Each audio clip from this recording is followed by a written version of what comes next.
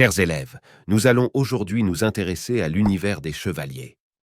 Ces derniers sont des soldats cavaliers qui ont vécu durant le Moyen Âge, époque de l'histoire qui débute en l'an 476 et qui se termine en 1492. Ils sont sous l'autorité d'un seigneur pour lequel ils vont combattre en échange de terres. Les chevaliers respectent plusieurs règles et vertus. La première d'entre elles est la bravoure. En effet, à tout moment, les chevaliers font face aux dangers et ne les fuient jamais. Ils font également preuve de fidélité. Un chevalier respecte toujours ses engagements et n'a qu'une seule parole. Il se montre pieux. En effet, chaque chevalier se dévoue à Dieu et se met au service de l'Église. La générosité fait également partie de leurs principes. Les chevaliers consacrent leur vie aux autres, se montrent charitables envers autrui et cléments envers leurs ennemis. Enfin, la courtoisie. Les chevaliers ne sont pas seulement des combattants, ils sont aussi distingués envers les femmes et se montrent prévenants à leurs égards. Pour devenir chevalier, il est nécessaire de passer par un certain nombre d'étapes. Sa formation débute à 7 ans.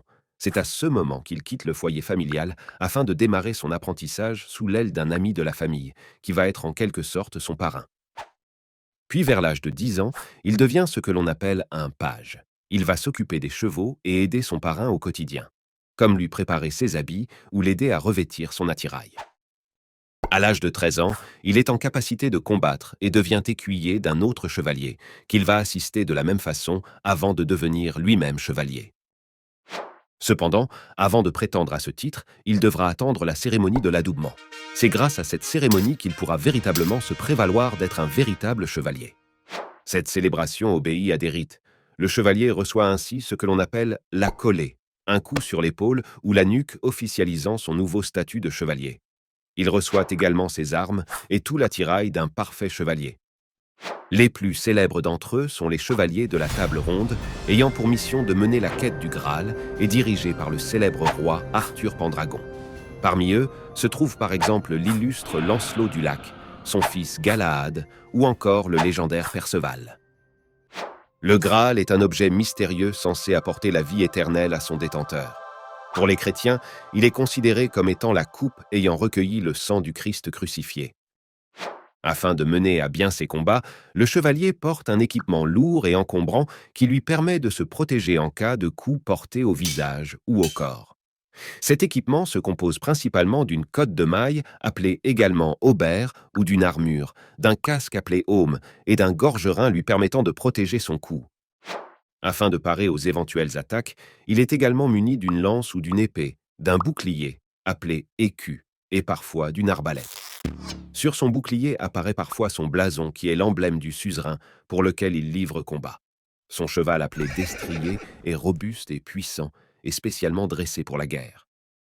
Les chevaliers passent en effet la majeure partie de leur temps à combattre. Néanmoins, ces combats obéissent à plusieurs règles. Les armes autorisées sont la lance et l'épée qui sont les armes offensives, et les différents éléments de l'armure sont les armes défensives. On peut identifier deux phases bien distinctes du combat. Le combat à cheval à l'aide des lances où il est interdit de blesser les chevaux, et celui à terre au moyen d'épées. D'ailleurs, l'une des règles stipule que chacun des chevaliers doit combattre d'égal à égal. Il n'est donc pas question pour un chevalier à cheval d'attaquer un autre chevalier à terre. Sache également qu'un chevalier vainqueur ne doit jamais tuer un adversaire qui implore sa pitié. C'est une règle fondamentale de la chevalerie.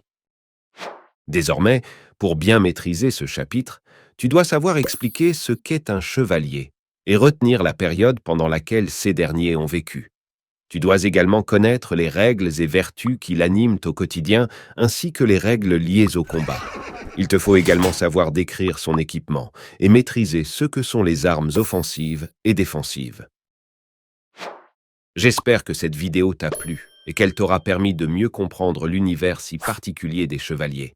Je t'invite dès maintenant à t'entraîner sur ton application OuiActive afin de vérifier ta bonne connaissance des notions de ce chapitre. À très bientôt.